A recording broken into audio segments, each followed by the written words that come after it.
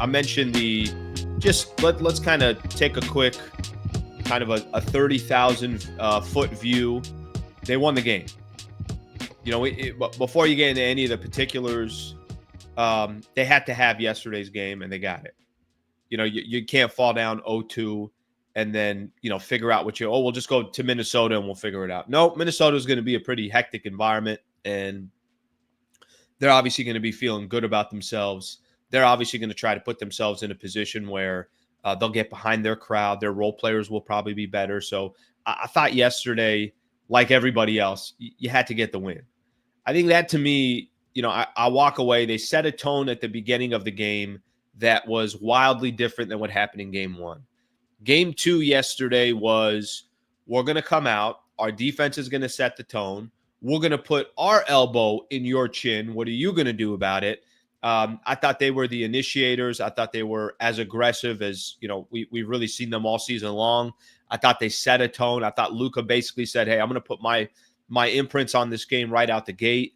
The crowd was into it, and just getting the win however you got it. Don't get me wrong. That fourth quarter, you can't get any uglier. Lakers had 13 points in that fourth quarter. There's a lot of things the Lakers are going to have to do better to beat the Minnesota Timberwolves 4 times. But I thought last night was, however it looks, it doesn't really matter. If the Lakers won by 25 yesterday, if it was a really, really close game, they only won by 2 or 3, maybe there's a little bit more concern. But you got the win. You kind of just move on and you call it a day. That obviously was the most important thing the Lakers had to accomplish. The thing that I liked about last night's game, offense was all over the place. 3-point shooting, they shot about 20%. The free throws, to be honest with you, probably saved them yesterday. They shot 20 of 20 from the free throw line, which is phenomenal. What saved the Lakers yesterday is they got stops. That all of a sudden, those adjustments they needed to make. Naz Reid, every time Naz Reid touched the ball, there was somebody out on the perimeter with him. And if Naz Reid wanted to do something, I thought he started hesitating because there were so many guys that were right up in his face. But I thought the way they guarded Naz Reid was perfect. Just get the guy off the 3-point line. In game 1 to game 2, Naz Reid was hanging out, had as a couple people have mentioned in the chat, had an espresso. He had a cup of tea while he's out at the 3-point line. He read the paper and then got a chance to shoot his 3. Yesterday, it was like, flies on what. That's what the Lakers were on Naz Reid yesterday. That's what they were pretty much predominantly on the defensive side yesterday as well. I thought Jaden McDaniels, I'd kind of mentioned this. Don't overreact to Jaden McDaniels. The guy's not going to go 11 or 13 for the rest of his life. It's just not going to happen. No disrespect to Jaden McDaniels. He's not going 11 or 13. They didn't overreact. He went 3 for 11 yesterday. I thought the Lakers made it a dogfight. And if you got Julius Randle and Anthony Edwards are the only 2 guys that scored in double figures, and everybody else the Lakers held in check, you're going to win a lot of games against Minnesota if you're able to do that. It was the worst scoring performance from the Minnesota Timberwolves all year long. Driving home yesterday, I was listening to a Timberwolves postgame, kind of get their reaction. And basically what one of the guys was saying is they had in November, they had a couple 90-point performances. This is when they just kind of put together the team, and they were, I think one was against the Clippers, one was against Miami. They won one, they lost one. They hadn't been that bad offensively in a really long time. I'm going to give the Lakers credit for that. If people just want to say, and I read some of the comments yesterday in the chat and things along those lines, oh, well, Minnesota just shot bad. If Minnesota shoots better, then, they would have beat the Lakers. These weren't open looks. These were tough shots. These were contested shots. I'm all for that tone setting that the Lakers had on the defensive side, because if the Lakers are going to beat the Minnesota Timberwolves, and I will tell you, as this season as this series progresses, I am looking at Minnesota, and there is a little bit more of me that, all right, yeah, no, this could be maybe my prediction of 7 or 6 games. Maybe this is a 7-game series. I don't know. We'll find out. I think game 3 will really, if Minnesota takes game 3, then we're probably looking at a 7-game series. If Lakers find a way to, go up 2-1, then I still feel comfortable with my 6-game prediction. But Lakers got that win yesterday strictly because of the defense. And that, to me, I thought was, obviously important. The style of basketball, it's funny. reading a lot of the comments yesterday and getting people's opinion and perspective, I didn't really kind of know the Lakers had that style of basketball. I know they could muddy the water. I know they could be phenomenal on the defensive side. But, I mean, you want to talk about literally dragging yourself through the mud. That was last night's game. If you're looking for some pretty basketball and people want to talk about how three-point shooting has killed the game, and, this is why a lot of people, the NBA ratings, this and that, not last night. If you were looking for 90s basketball, if you were looking for slugfest, I saw somebody put on here. You guys remember that game, Lakers and the Celtics? It was Game 7, 2010. What was it, 83-79? I mean, that's kind of what yesterday was. It was just an absolute slugfest. I don't mind it. Listen, I like that the Lakers can play multiple different styles to get a win. I like that they can drop 120. I like that they can hold you under 100 points. I like that they could score under 100 and still get a win. I mean, a lot of teams in the NBA, they have one style. If they're going to win, they have to play this way, and everything's kind of got to go the right way in order for them to get a W. I don't think that's the case for the Lakers. I do think the Lakers can play multiple different styles, which I think is clearly a good thing. What did you make of last night's performance and just the kind of slugfest that it was? I thought, number one, the Lakers needed to show up and match the Wolves on an energy level in terms of toughness, hustle, a willingness to win, whatever we want to use, right? And they did that. And that had to happen before any kind of scheme stuff was really going to matter. They needed to be willing to engage in playoff intensity basketball. They didn't do it in Game 1. They did it in Game 2. And yes, it was a slugfest, but sometimes playoff basketball isn't pretty. Look at Game 7 in 2010. That was the ugliest, most beautiful game that I've ever seen. Sometimes that's what it takes. Whatever you have to do to get it across the finish line. Neither team could buy a shot. Both teams shot about 20% from three. Neither team could get it going. But ultimately, the Lakers were able to do enough to see it across the finish line and get the win that they needed. And so I give them a lot of credit for the grit, for the determination that we saw. And that needs to be a common theme moving forward for the series, because it's very clear the Wolves, they're going to bring it every single night. They're going to have the intensity. They're going to have the aggression and all of that. The Lakers have to match that level if they want to have a shot to win. Trev, do you agree that there is, I think stylistically for the Lakers, and I think this is a positive thing, I don't think the Lakers, they don't have one style of winning. And I think that's interesting. If I'm giving an example, I don't know, if a lot of times you watch the NFL, it's like, this is what they do. They run and they play defense. Or this is what they do. They run four wide receivers and it's always down the field. I feel like the Lakers, they can win like they did yesterday, but then there's also games where they can play really beautiful basketball and 5-6 guys can score in double figures. What do you make of that? What do you make of they have multiple ways of winning, where I feel like there's a lot of teams in the league, they have one identity, and if they're going to win, it's going to be this way?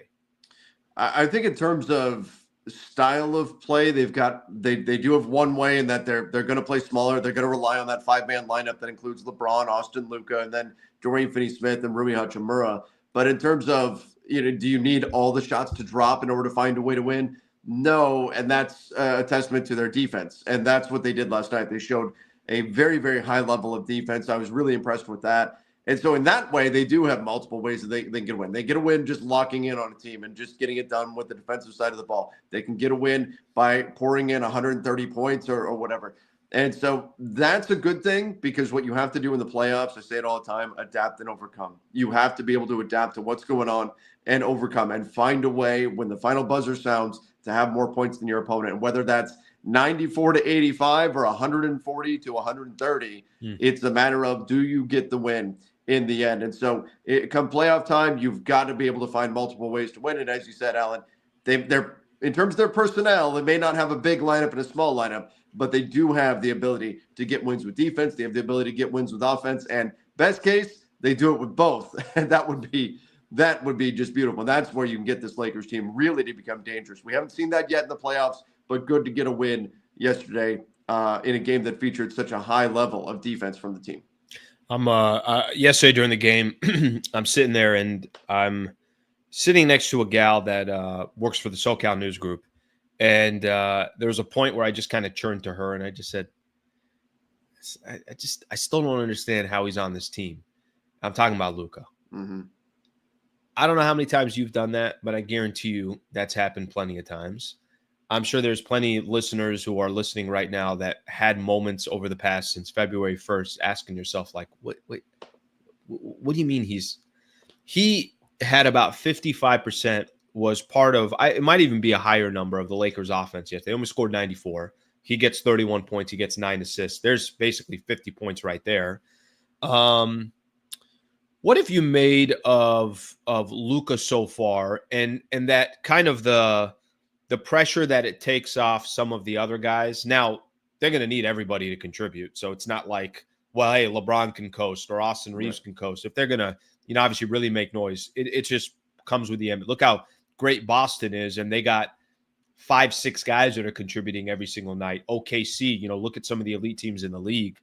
With that in mind, what have you made of Luka so far in the playoffs? It's only been 2 games, just of how he's played so far, and kind of what the ripple effect has been for everybody else. Yeah, I think Luka's been fantastic. Last I looked at, it may have changed after last night, but he was leading the NBA in NBA playoffs in first quarter points scoring. He gets off to these hot starts and he gives you that immediate boost. Now, I did think it was interesting that last night we saw the Lakers, their first couple of possessions, went to Austin, went to LeBron, trying to get them a little bit more involved. But I think Luka's been fantastic. He's been able to switch hunt Rudy Gobert. He's hit some big, tough shots. I thought defensively he was much better last night than he was in game 1. But I'll tell you what he really does. He doesn't allow LeBron to coast. What he allows LeBron to do is he allows him to be to showcase his versatility, and particularly on the defensive side of the ball. I thought LeBron had a great defensive performance last night. So that was great to see that LeBron is now able to show just how versatile and how dominant he can be in so many different ways because Luka is able to take care of so much of the offense and take that offensive burden off of him. So I think he allows certain players to really fit into their roles and do exactly what it is that they need to do and not have to do anything more than that. So I thought that was really important with what we're seeing from Luka. There's a domino effect here where he's so good offensively that he allows other guys to not have to carry as much of a burden, and that allows them to really just focus on the things that put them over the top, that allow them to be hyper efficient. Let Rui Hachimura do Rui Hachimura things. He doesn't have to create looks for himself. Let LeBron do LeBron things on the defensive end. Let him be kind of the guy that's orchestrating everything there on the back line. And he doesn't have to worry about, well, if I don't drop 35, we're not winning. Luka allows him to kind of have that ability to showcase what he does on the defensive side of the ball. What do you made of Reaves so far? I think he's such a critical piece, and I think you've watched enough Lakers basketball, that he obviously has the ability to be a phenomenal player on a night in, night out basis. I think kind of the good news is we haven't really got much of a Reaves performance. Mm-hmm. He wasn't awful yesterday. I mean, he was awful from the 3-point line, but he was, better everywhere else. And I love the 5 rebounds and the 5 assists. That's if you're not scoring, are there other ways that you could contribute? What have you made from Reaves so far? How much of it is, you think, just missing shots? How much of it do you think is the Minnesota Timberwolves? I think the Wolves need some credit. I think what they've done is they've often had size on Austin Reaves. I would like to see that's one criticism I've got of the Lakers. I would like to see them attacking some of the switches or switch hunting the Wolves guards a bit more. LeBron attacking Nickeil Alexander-Walker. I think Austin getting him with Mike Conley defending would be a nice way to get him going because he's been struggling with guys like McDaniels switching over onto him. That's created some problems. But we even saw Terrence Shannon gave him a little bit of issue there, blocked the 3 at the end of the quarter. But I do think Austin in game 2, we saw an Austin Reaves he was hyper efficient from 2, missed all of his 3s, but I think he only missed 1 of his 2-point attempts. So he was excellent there, did a pretty good job getting to the basket. I love the way this has been kind of a new development for Austin this season. He's been very, very quick exploding to the basket. Not that he's going up and throwing down hammer dunks or anything like that. He did have that tip dunk a couple of weeks ago, but he's slithering to the basket, getting there. He's got the scoop shot with either hand. He's able to get the ball up on the backboard before opponents know what's coming. And so he's been really good doing that. And I think that's something that's going to have to continue for Austin. He's got to continue to be aggressive. But I did think that defensively, there was just like with everybody else on the team. Defensively, Austin played a much better game. He was not sticking out like a sore thumb the way he was in game 1, where he was getting switch hunted. He did a much better job battling there. And I think it's just a matter of time for the threes to drop. He was, 0 for 6 in last night's game. But I went back and I looked at all of his attempts. And aside from a short clock, he got good looks. That got blocked. He got good looks. 5 attempts that didn't. They were all good looks. They were all open. They were all good looks. And I think you just trust the math. You trust that, hey, this dude's at 38% 3-point shooter, something like that. Ultimately, it's going to come around. And I hope it happens in game 3. But before we know it, I think we're going to see a 5 for 7 from deep night from Austin, because he's not an 0 for 6 3-point shooter. So I think the shooting will come around. But I was really happy to see the improvements everywhere else on the ball last night. Yeah, I'm more like a 1 for 9. That's a good. that's when I'm on a heater.